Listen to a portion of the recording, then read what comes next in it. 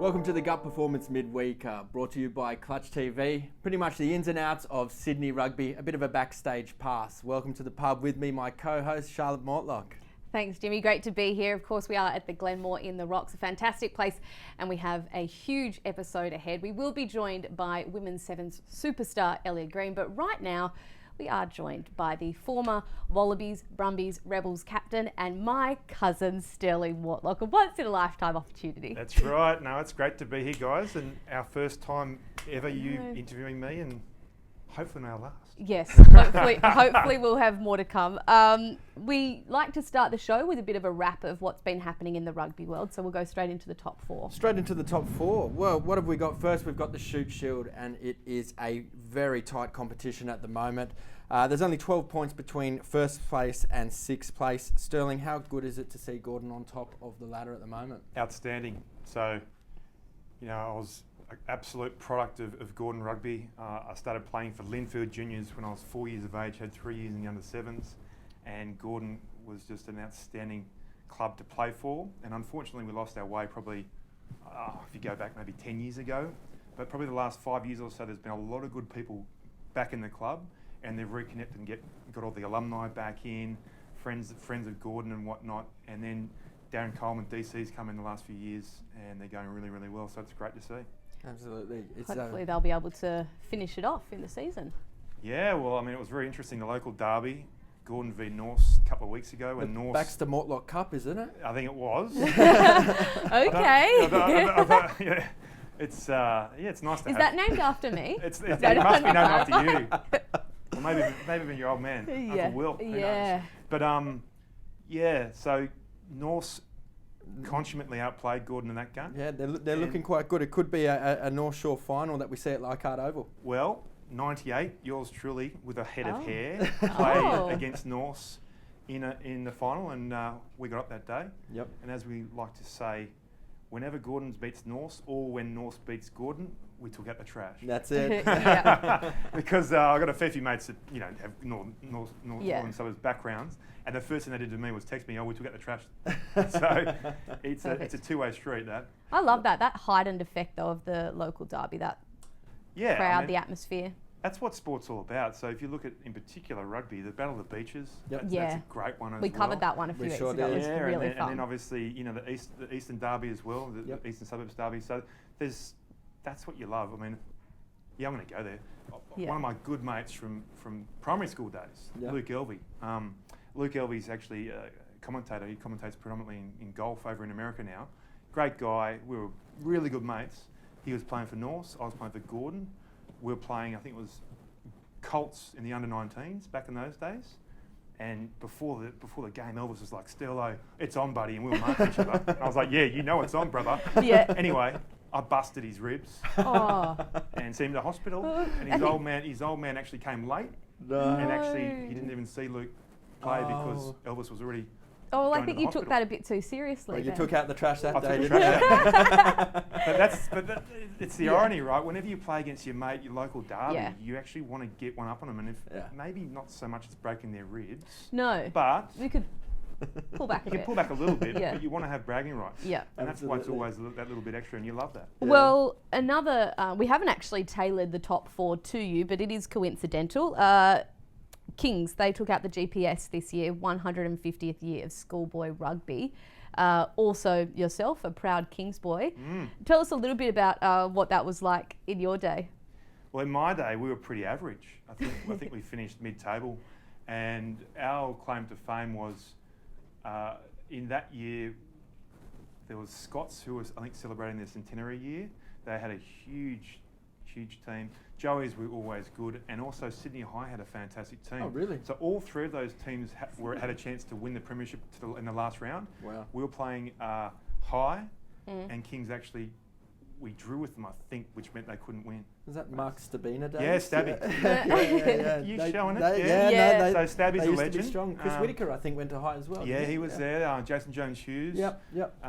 Luke Mann. They had a number of Australian schoolboys in that vintage, and they were very good, but they couldn't get past the Kingsmen that day. But we were nowhere near as good as I guess the rugby program and that team this year. And I guess pretty amazing that during the whole COVID scenario. They actually managed. They got to play go the ahead. Well, we couldn't believe it. We were lucky enough to have it all on Cluch TV here as well, and people were able to watch not only students of schools but grandparents, parents that couldn't get down to the games and see these games that were lucky to go ahead. But that was an outstanding initiative. Do you think there should be a stronger link between schoolboys rugby and into the club rugby system? Well, it's a hard one, right? So I guess when the clubs got their act together and doing it really, really well, basically all the local schools near them, they get them into training and there's a real connection. And I guess even back when I was at Kings, a lot of Barker, Knox guys, we would always go to Gordon training. But actually, when I was at Kings, we went to Gordon training as well. We trained against Gordon at first grade, which was awesome. Wow. So that's what needs to be done when your club's got their act together. However, there's only so many schools that you can pair up. And do you really want to pair up a school that the rite of passage is if you leave Kings you go to Eastwood or you have to go to Gordon? Sure. I don't know if you really want to do that set, but certainly having good connections with the school teams that play, I think is a really good initiative. Yeah. We should also mention as well that Waverley won the CAS competition and unfortunately the ISA. I think they got 3 rounds in. Just COVID. So that's unfortunate for those guys in there last year.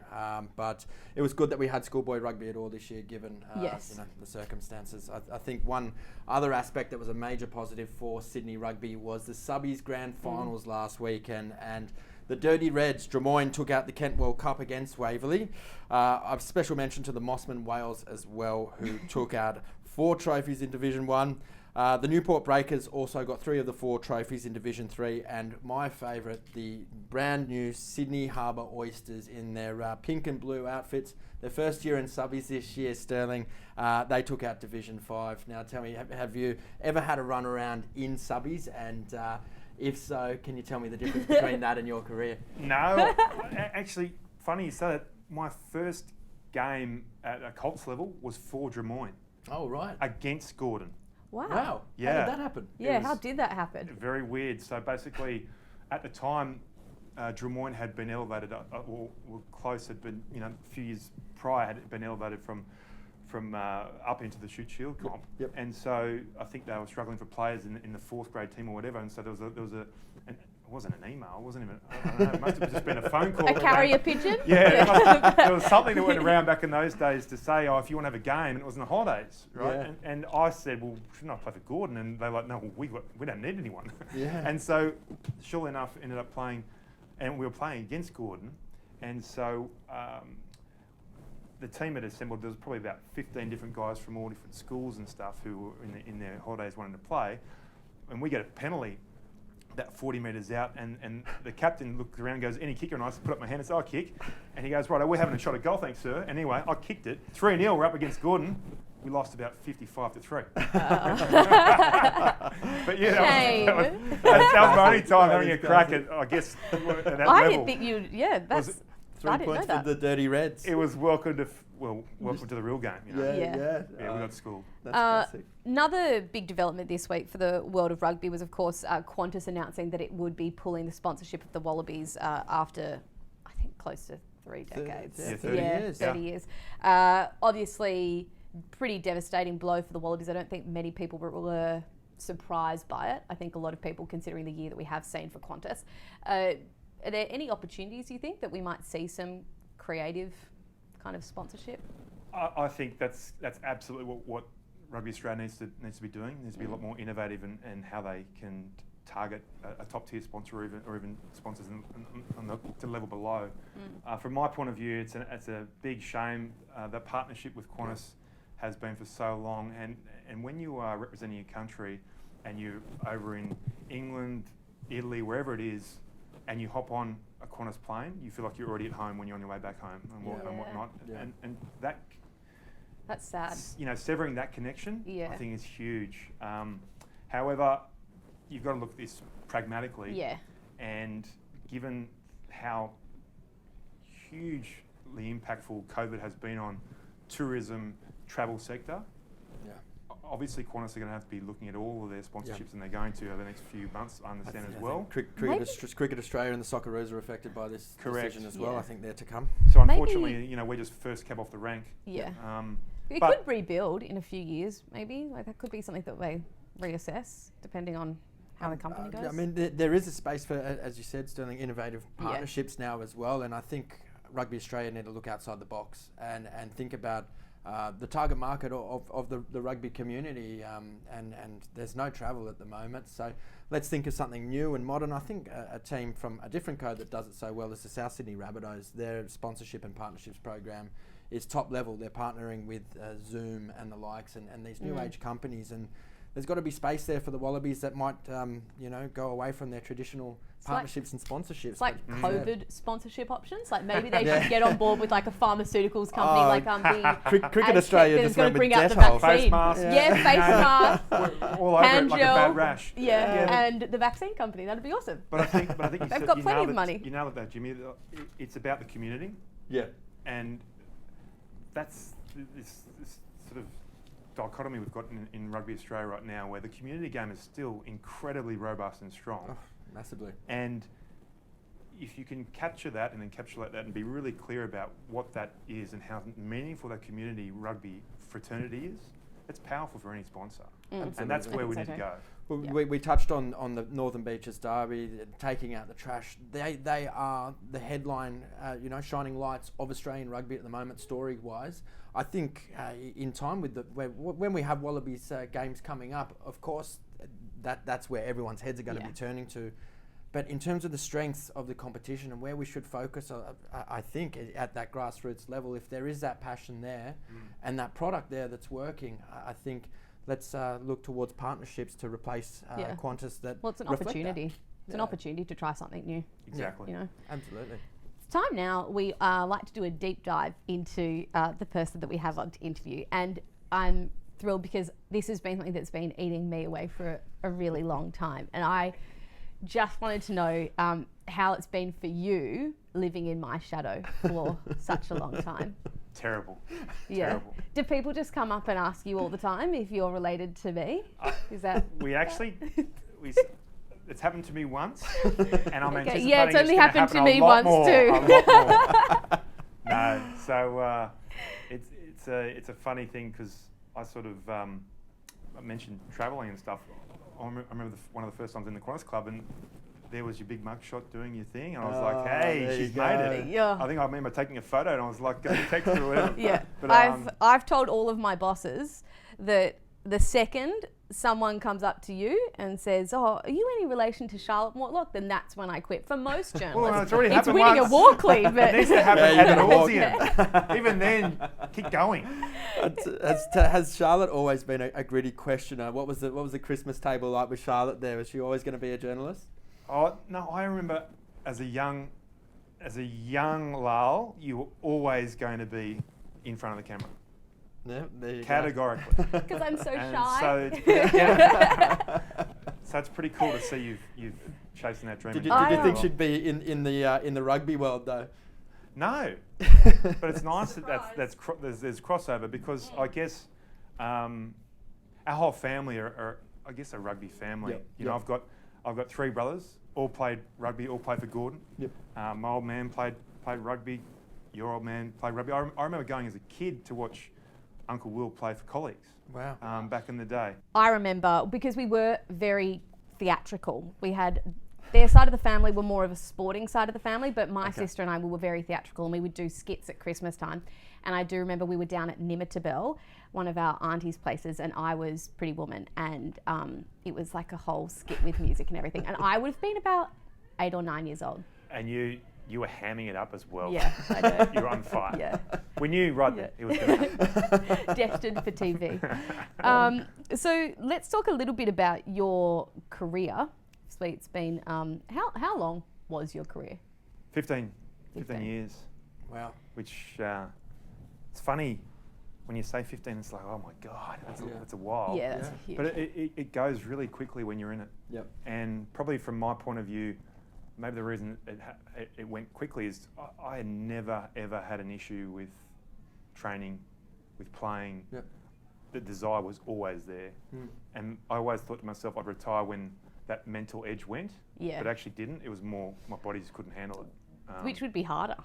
Yeah, it sucks. Yeah, The- because you the still want body- to It's not play. your choice. The body not handling it gave me the craps. You know, Yeah. I mean, like in particular my last season, a lot of times I'd just do a little strain of my calf, which was related to my back injury, but such a nothing thing and not being able to play, it just absolutely gave me the craps. So I was like, right, my body said enough is It's enough. time.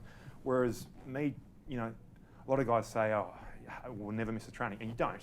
You don't. As soon as you retire, you do not miss the intensity of the training and everything you put in behind the scenes to get your body to perform. But I actually loved it. I loved doing all that stuff. I loved being in that team environment. And I knew I'd miss a lot of that, but when your body says There's not it's much you time, can you do. just got to go. So we touched on earlier how much of a clubman you've been for Gordon and an ambassador for Gordon over the years. When you were in and around that Gordon group, it wasn't much later, at 20 years old, I think it was, 1997, you were picked by Rob McQueen to go on a Wallabies tour to Argentina. What was that tour like for a 20-year-old bloke? And I can only imagine the names that were on that tour at the time as a young fella. It was surreal. It was the most amazing thing you could imagine for a kid playing rugby. And I said before, I started playing rugby when I was 4.5 years of age, and you always just imagined and dreamed of playing for your country. And maybe that was not really a genuine goal or focus until after I'd left school. Yep. But to put it in context, I'd only seen John Eales, Tim Horan, Stephen Larkham, Joe Roth, George Gregan on TV. Yeah. Only seen them all on TV. Wow. And I was playing club rugby for Gordon, and we had a really strong year that year. I was playing fullback for most of the season, and it was my first year in first grade. Wow. The amazing thing, that team at Gordon in first grade, we didn't win the premiership, but we went to the semis and went really well. But we had probably half the team that all were playing Super Rugby at the time. Yep. So Anthony Eckert, Tim Wallace, Matt Dixon, John Langford, Mitch Hardy, Mark Hartill, Andy Blades. Like these are all quality players. Strong team. And I learnt so much just in that first year playing and training alongside these guys who played for their country or close. Yeah. And all of a sudden, I was playing decent footy and just got plucked out of club rugby to go on tour.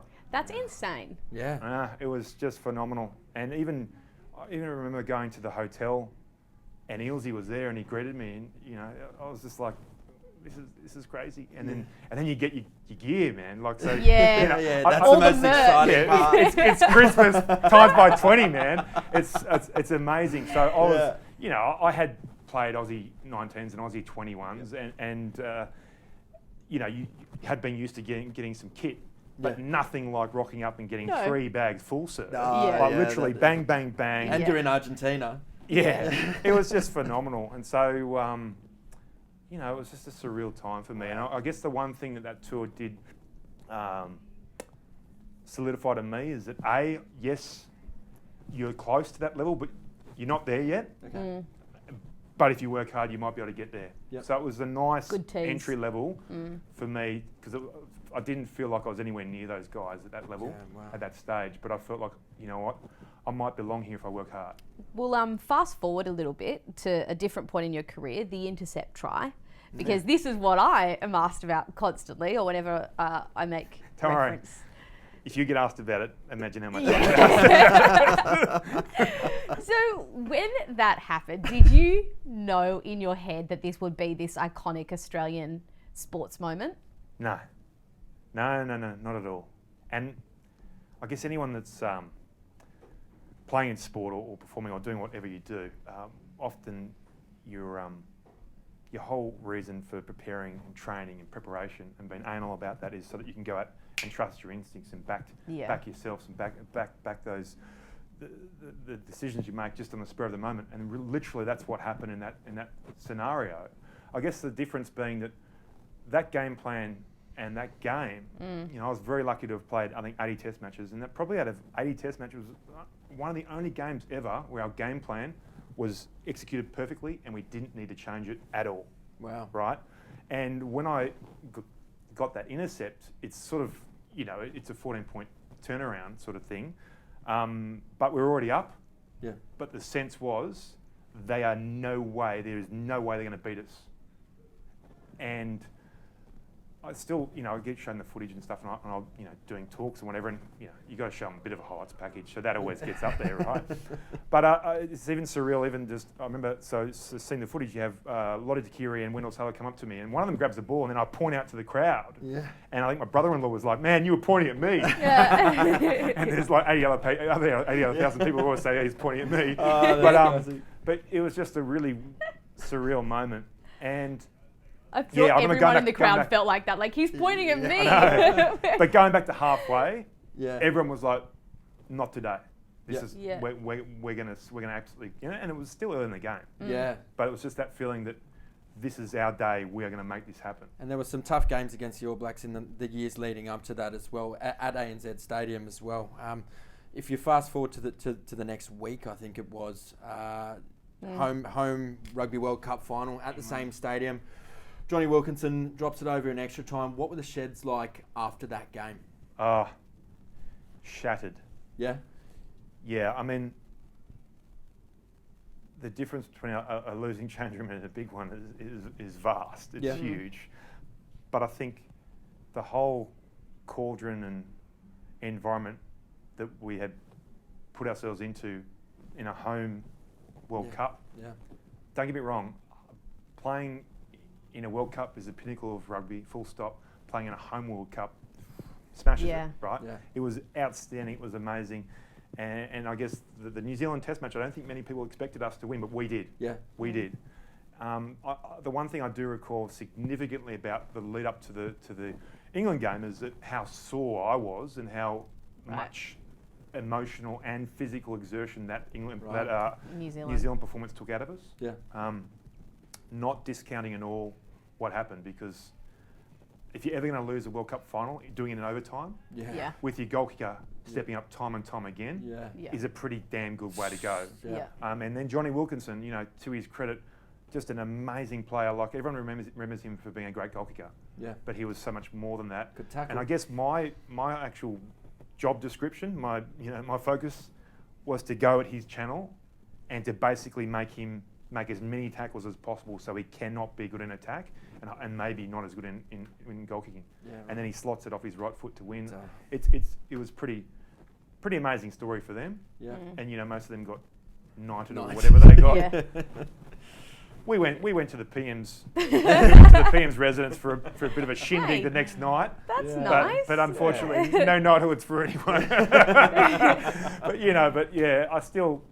I still look back at that, and I think every single player in that team will look back at the game and say, if only I did that, we may have won. Yeah. So I remember 𝗦𝗫𝗍𝗃𝗍 made a break up the right-hand side, and then I think he passed to Matty Rogers, and he did a Hail Mary pass, and I'd actually cut in closer to the sideline where he was. If I'd stayed on, I may have caught it. That would have been the game. Yeah. Every single player will have this moment.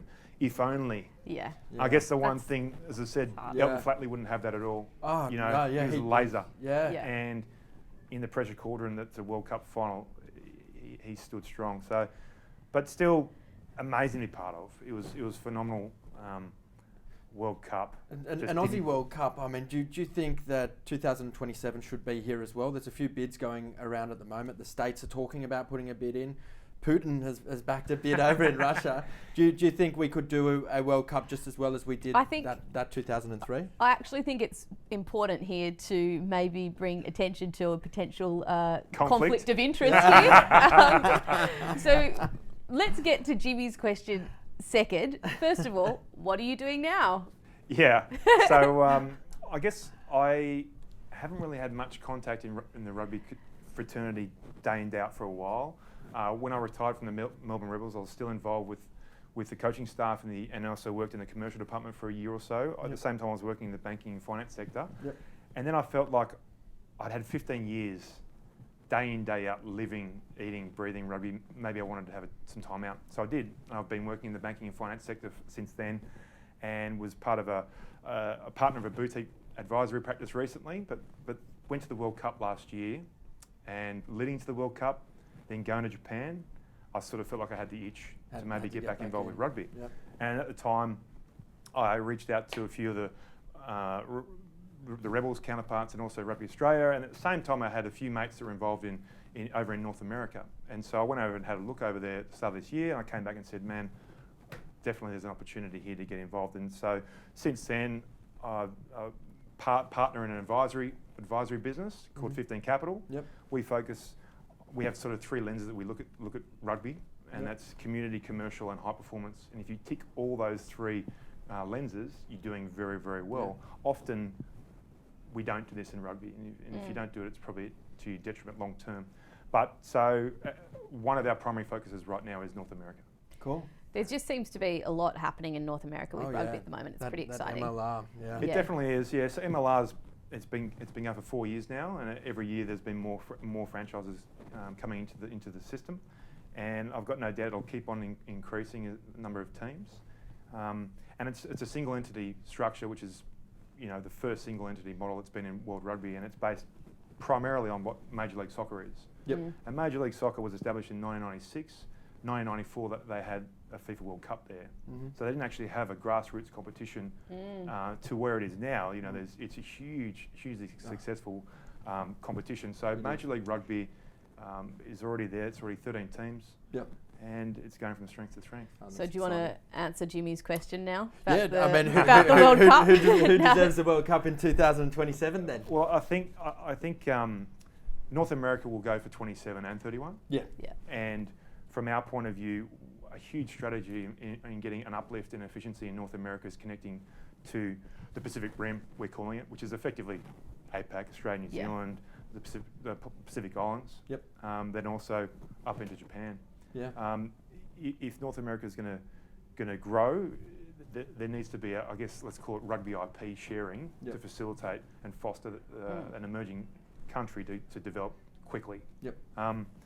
Getting to your question in regards to World Cup, ideally, US would get, North America would get 31, so there's a big runway into an Eagles team that's successful.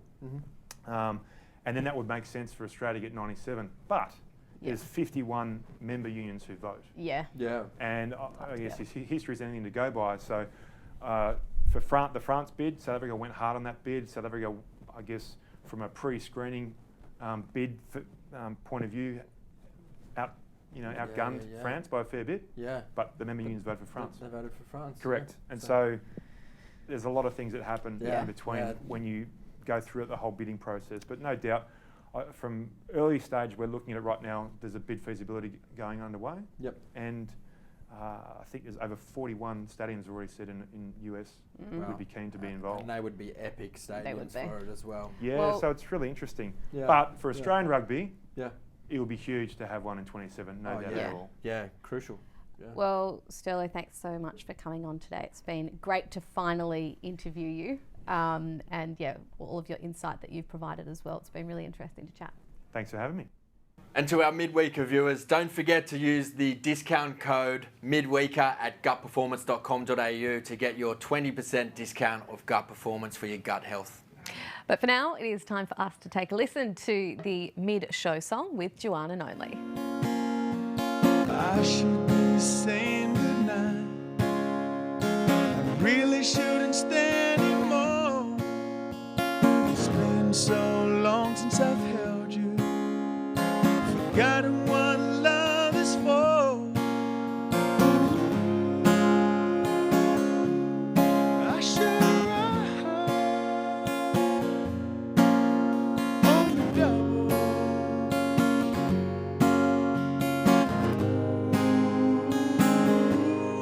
Think I'm in trouble.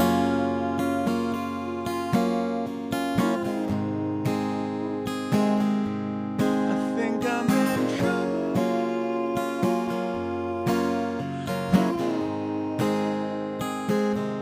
I think I'm in trouble.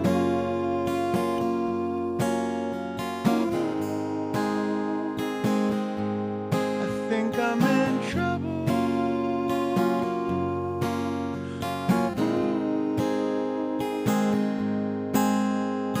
Come to me, darling, and hold me.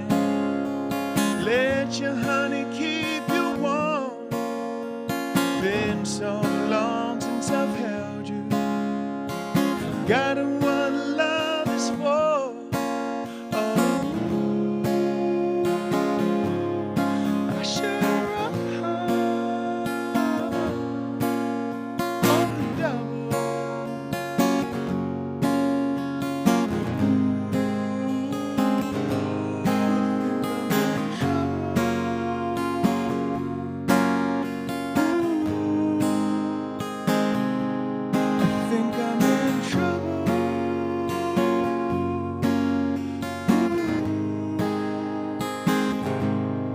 think I'm in trouble.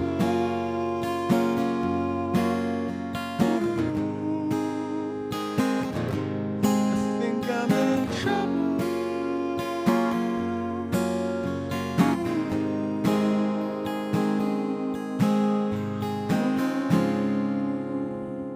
And now joining us is Warringah legend and Super Rugby journeyman, founder of 𝗬𝗿𝗍𝗺, our new partner at the Midweeker. Welcome, Luke Holmes. How are we? Welcome to the pub. Yeah, thanks for having me, guys. It's good to be here. And also joining us is one of the coaches from 𝗬𝗿𝗍𝗺, Sam Needs, a scrumming professional. Guys, it is awesome to have you both involved with the Midweeker. Do you want to tell us a little bit about 𝗬𝗿𝗍𝗺 and what you're doing on your end? Yeah, so 𝗬𝗿𝗍𝗺, digital coaching, digital one-on-one coaching, trying to give people the opportunity to be coached by the best in the business. So it can be an expert coach, or it can be someone like Michael Hooper or Dane Swan or Sally Pearson, but giving every individual the opportunity to be coached by the best, no matter where they are in the world. It can be a young person from the Northern Territory that loves athletics, can be coached by the hero Sally Pearson, or it might be someone based in Wales that wants to be an opening batsman and can book Michael Slater. So Wow. we're giving people the opportunity to be coached by the heroes, but also get that one-on-one coaching and the analysis that allows people to be the best. So simply, Yep. how would it work? So say I'm in Sydney Yep. and I want help with what's a particularly So say netball. netball? So okay, so netball. I'm a shooter. Yep. And I So want Kath help with Cox. So Kath Cox at the moment, she's been in the bubble. She's up on the Gold Coast. So obviously hard for her to do any coaching at the moment, but she can coach on 𝗬𝗿𝗍𝗺, and you might go down the park and you can upload yourself shooting for goal, or you can select one of Kath's sessions. So she's got a bunch of different products around holding, and I've learnt all this terminology of netball, I know but it. goal shooting. But you pick a session, upload 4 videos of yourself doing that. Yeah. And then Kath can go into her coach's hub, and in her coach's studio, she can actually analyse the footage. When you get your footage back from her, it's actually her face talking over your footage, and she can actually draw on the screen, slow-mo it. She can actually break down what she sees that you need to fix. But I think the great thing on top of that, she can also allow to give you drills. She can pull Yeah. other footage examples of her doing it, or doing it in a high-pressure situation, and really giving you that one-on-one interaction. This was already started pre-COVID, but surely Yeah. COVID's, this is the perfect example of an opportunity during this. Yeah, definitely. I think where COVID's helped us in some sense is that people are so used to doing video calls now. Yes. People are living on Zoom, people work from home, and they're so used to being on camera and talking. So from being comfortable, that's really helped us. But I think what it has also allowed is that people are looking for ways to be able to still be coached and interact and be engaged. I think, the world's changing too, because of what digital footage is, digital experience is allowing people now. It's actually, from social media, just watching someone, we want more than that. We want to engage with our stars. We want to meet our stars. We want to understand our stars. Wow. And one of my favourite clips that happened with 𝗵𝗿𝗄𝗺, he was doing a session with one of a friend of ours actually, and that's how we saw the footage. Anyway, his washing machine was on in the background. He goes, "Hey, I just got to turn my washing machine off. My clothes are ready." Ran off, did his clothes, and came back and said, "Oh, look, I'm really sorry for that," and kept going in the session. But what it showed is that personal interaction. You're actually really speaking with that star. You're really having that moment. It's between you and him, which is personal, and it's cool. I mean, Cool. in the lead into Christmas, what a Christmas present for a son or daughter to have a one-on-one session with James O'Connor or Michael Hooper on their sport, or if they're a surfer, Jeremy Flores, I think, is involved as well. Is this just for kids, or have you found, Sam, many of the professional players coming to you as well? Yeah, there's definitely been a couple of professional players, not so much in Australia, but overseas, where I think the market is, a lot of the time, some of the players might be a little bit too nervous to go kind of to their coach, because they might be seen as like a weakness or something like that. Whereas if they can go to somebody external like me, being kind of a bit of a neutral party, just to give them that objective feedback. How senior are some of these players that are coming to you? We've had a couple of players from like national level in the women's rugby over in the UK, as well as some semi-professional players kind of in the States, here in Australia, as well as other players in the UK. What's their feedback been like? How beneficial have they found it? Most of them have found it pretty kind of like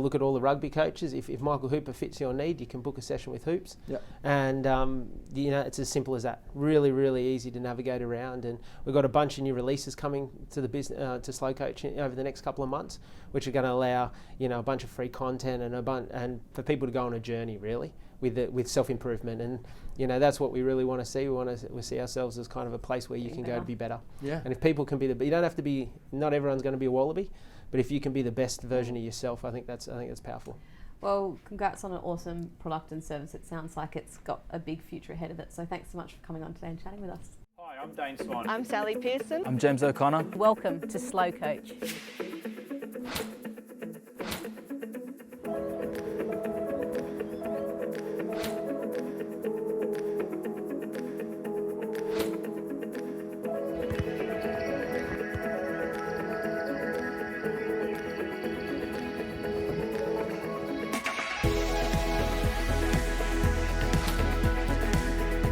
Hey Ty, how you doing, bud? Cruzy. Hey Isaac. I'm going to take a look at his footage and get to it. We need to get our feet and our body as close to him as possible. But we'll just take a look at my technique and how that'll relate to your stuff. I think you went more in this direction here. You still got a pretty good shot off. Okay, so this is a very simple drill. And if you can align yourself with a role model, that can be enough to inspire you. I've got 16 years worth of international experience and I need to share that with people. And next up we have a global superstar, Olympic gold medalist and UN Women's Ambassador as well, something you may not know about her, Ellia Green. Welcome to the pub with us on the Midweeker. Thanks for having me. Excited to be here. So excited to have you on. Haven't had like a star of your star power, I don't think. Guys, come on now. No, we mean it. We mean it. It's a big deal for us. It's a big deal for me being with you two right now. Ah, stop it. Okay, straight to the top. All easy questions. I suppose one of the places you did shoot to superstardom, it was a clip from a exhibition game, I think it was, which then it was at the, I think it was Gold Coast Sevens at the time, which then hit millions and millions of followers. When you first came over to rugby from sprinting, did that take you by surprise, and did that add weight to, well, maybe I should really stick with this? I actually hate watching that try, to be honest.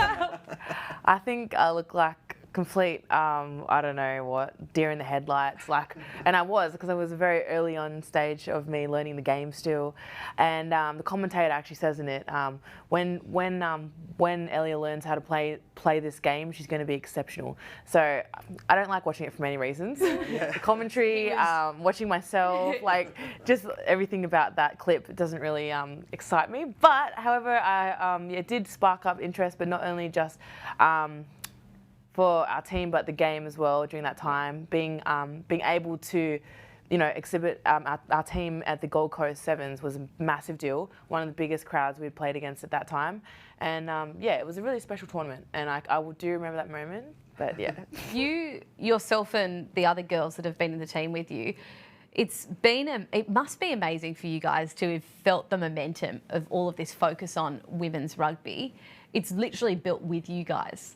And before you, there was, very little coverage of it, and now it's getting so much coverage. How has it felt to kind of be the game changers in that? It's incredible, yeah, to see, and like that's something that I say all the time, which is that what we've done for Australian sport and our game is even more valuable to me personally than the gold medal, because we've created a legacy, we've created history, not just Australian history, but history in sport. And I think that is what's most special about that Olympic Games more than anything. So, yeah. When you were younger, I guess the women's rugby players didn't have the profiles that they do now. So who did you look up to? Well, I actually started up my career off as a sprinter. So I looked up to a lot of sprinters. 𝗷𝗻𝗿𝗄𝗃 was my idol, a US track sprinter, fastest in the world. And also Usain Bolt, 𝗬𝗱𝗿𝗄𝗃, all of the fastest athletes in the world is who exactly I wanted to be like. I guess. Was rugby ever thought of? Not really. No, it wasn't like, I never thought I would ever play rugby because I never played. I never played before 18. Like, I think I maybe played one school match for fun, but I still didn't really know what I was doing. I was pretty much a spectator, even though I was on the field. You were pretty close to gunning for the Rio Olympics as it was as a sprinter. And it wasn't long before the Rio Olympics that you thought you'd give rugby a go. Were you concerned at all that that might backfire? My experience? Making it into the Olympic team, if that was, the switch itself. Up. Yeah. I wasn't really looking that far ahead, if I'm honest. Like, so I started rugby sevens at the end of 2012. So it was really just a really exciting opportunity. And when I heard everything that they were saying that you could potentially do and achieve with rugby sevens, I was like, well, wow, this sounds amazing. Like, travel all around the world, potentially Olympic Games, Commonwealth Games, and yeah, it just sounded amazing on paper and the way they were talking about it. So I was like, wow, this is a pretty cool opportunity. And this was when I was in Melbourne at the time. And basically, I couldn't believe that they found interest in me, because I didn't really mean to go to the trials. I was going with my cousin, and mainly just as support. I wasn't meant to try out, kind of thing. So, so I had no faith in myself whatsoever. I was like, why the hell would they pick me out? I didn't even know the rules, nothing. But anyways, I ended up getting involved, and that's kind of how it all panned out. Where's your cousin? She's in Melbourne. Did she make the team? No. She went on to the next stage, but she didn't go on to get picked for the Australian squad. So you went on as the support person and made the team? It wasn't meant to happen that way. When was it that you started feeling really a part of the rugby community? As you said, I suppose you weren't meaning to. It was kind of like you fell on your feet in many ways. When was it that, was it a particular tournament with the women's sevens, or was it a part of the process of developing your game that you felt, wow, rugby's really for me and I'm a part of this? When was it? I think, because still even throughout the trials, I didn't really feel like it was for me, because I just felt so out of my league. I felt really out of depth. But then then coach Chris Lane told me he's going to throw me in the deep end and take me on tour 3 months after that trial in the US, and that's when I debuted on the World Series. So I went kind of straight from that to playing international sevens, and I was like, God, I even said, like, I'm way out of my depth doing this, but he said, mate, just make it simple, like just catch the ball and run, don't complicate things. And pretty much that's what my mum said as well. She said, opportunities like this won't come around often, so just like enjoy it, have fun. and yeah, run like there's a big scary dog chasing you. She always used to say, just like, yeah, don't look back. Do you think that there is a part of you that perhaps is addicted to that feeling of feeling out of your depth, because you've gone from sprinting to rugby union and now to rugby league? Is there a part of you that likes that challenge? Definitely always had that competition and loved that challenge in me, in my spirit. But yeah, I think I love learning. I love learning new skill sets and just continuously trying to better myself, but for the game as well, because I know that there are a lot of things in rugby league, such as the contact skills and lots of different aspects that I can take back into sevens, and how we can grow the game in general overall by combining the two skill sets. So it's just to clarify, your stint with the New Zealand Warriors now with rugby league, it's just a temporary thing? We haven't lost you from rugby union? Definitely not. No. Yeah. Definitely not. It's just an amazing opportunity that has come up, and I'm really excited about it. Now, we did have Chloe Dalton on the show previously, who referred to an incident at the Rio Olympics where you won gold medals, where the team accidentally ordered 400 chicken nuggets and able to you guys powered through it. Were you a part of this this nugget fest? I've never heard about it. What nugget? Yeah. You told this story. Am I calling you bluff? Yeah, really, okay. Front and centre, were you? Look, I was in the Macca's line. I didn't make the order. The issue was that none of us obviously speak language Portuguese. barrier. And apparently, we knew 20. I think we knew how to say 20, but I don't know, it somehow added an extra 0, doubled it, plus another 24, 400 something. Anyways, a lot of nuggets, and but yeah, they definitely didn't go to waste. What's the camaraderie like between all of the girls in that team? Are you guys all good mates? Yeah, definitely. I mean, we spend so much time together. Like, we travel the world together, stay in hotels together, some even live together. So yeah, it's definitely like a family bond that we have, and our parents are very close. They have this cute family chat that they keep in contact and up to date, like if we're with our game times, and yeah, it's really sweet. And a lot of the girls a few of them I have known for a really long time, played with them from the very beginning, 2012. So yeah, definitely family. And can you do it again in Tokyo, whenever it may be, when those dates are confirmed? Are you confident? Order the nuggets, or? Yeah, can you do the Most importantly. Can you do the nuggets again in Tokyo for one? Yeah, it's going to be more specific. You're talking about gold nuggets medal, or no one cares about the gold medal. You've taken a few jumps. No. Apparently nuggets are quite good in Tokyo, I'm told. I think the sweet and sour sauce is a little different, but teriyaki. Yeah, I think it is over there. Yeah. No, but I mean, there's a lot of pressure on you guys to get that gold medal again. Can you do it? Definitely, I'm sure there is a lot of pressure, to go back to back. But we love the pressure, and it's one of the things that we kind of used to our advantage in Rio. In the beginning, it was stressful. We're not going to lie, it was very stressful. There were definitely times where I was, my head was getting heavy, and it was all getting a bit much for me at times. But we did a lot of preparation in terms of dealing with the pressure before we got to Rio. So Tim Walsh, did a lot of activities that prepared us for the pressure that we were about to, to get going into the Olympics. So I think with that kind of preparation and what we can teach the younger girls as well from those experiences, like leading up into that, the next games will be something that we can really use to advantage. Because Tokyo didn't go ahead this year, we did see a lot of the girls come back and play, or at least a few of them play in the Jack Scott Cup. How important do you think that's been for those kind of more grassroots rugby levels to have them in there? It's been so fun. Yeah, it's obviously very important for us to grow the game. Like, this is literally where we all came from, even without the club rugby. Like, a lot of us came from different sports, but club rugby is where we all started. As soon as I moved to Sydney, they assigned me to the Warringah Rats, and that's literally where I found my family. My best friend that I live with now, 𝗕𝗄𝗄𝗄𝗄𝗄, is who I met from the Rats, and I'm still friends with the whole team. So I think it's so important to give back to our community, like in terms of being able to play with them and just remembering how much we love the game, because that's the first thing I realised when I put the green and white jersey on, couple month back when I played in the first round. It was like I remembered how much fun club rugby is, and having that cold beer waiting for you in the change room as soon as you finish. You miss that, just that like club nature and the club culture being around. Grassroots. I suppose on the other side of the coin, from the success you've had as an athlete, have come some other roles in life. One we touched on before, which was the United Nations Women's Australia Ambassador role. Do you want to tell us a little bit about that and how that came about and what sort of work that involves?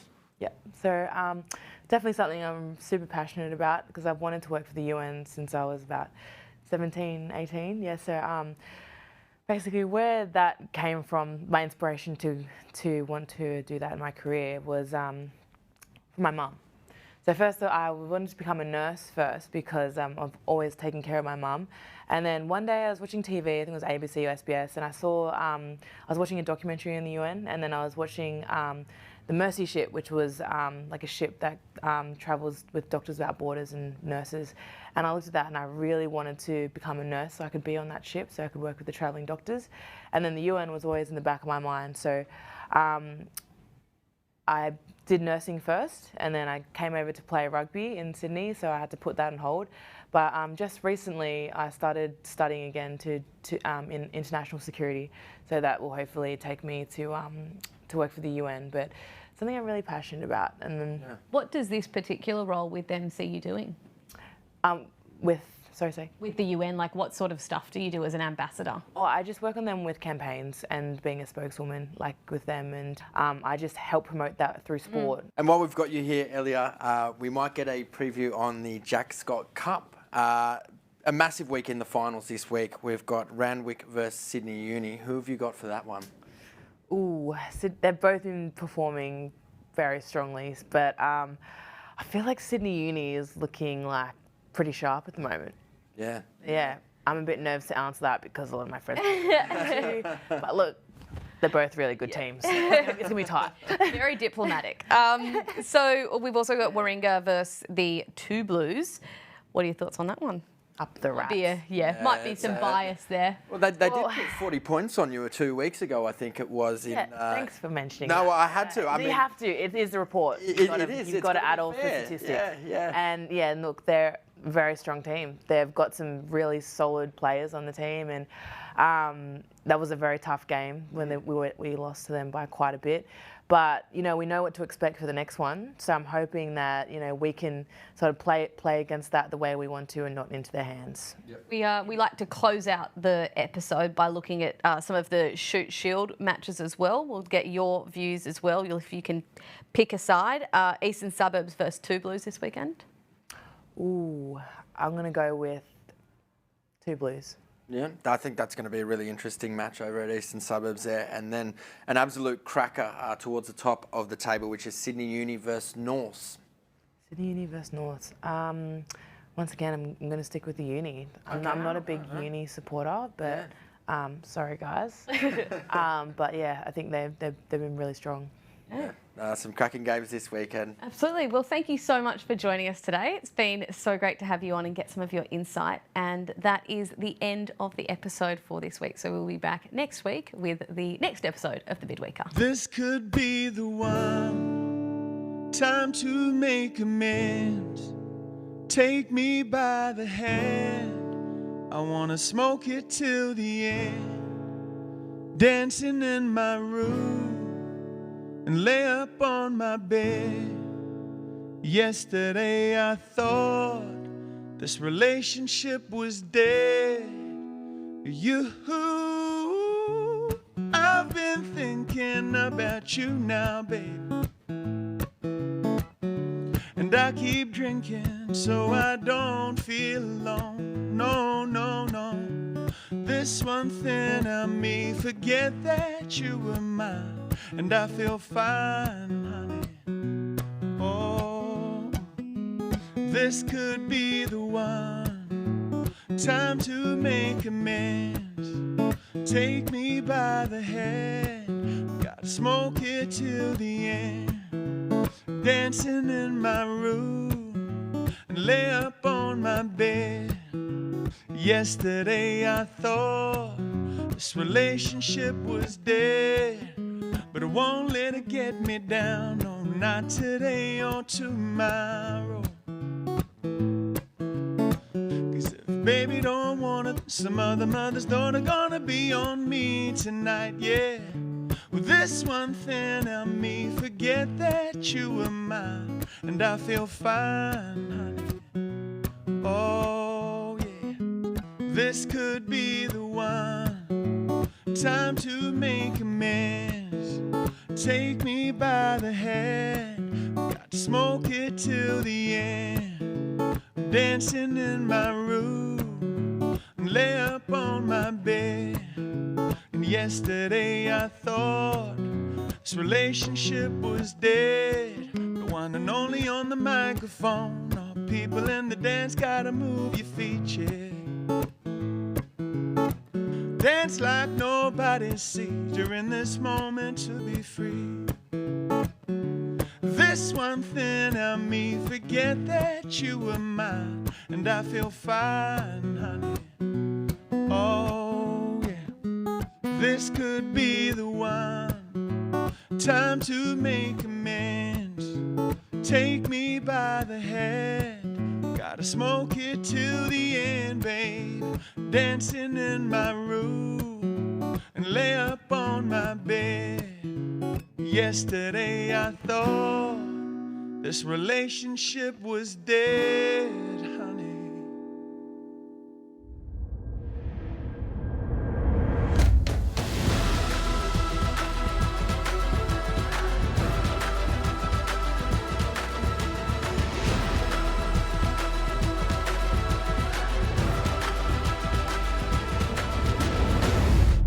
My secret weapon helps me recover faster so I can train harder. My secret weapon helps me reduce bloating. My secret weapon gives me more energy. My secret weapon supports good gut health. And our secret weapon keeps us looking great.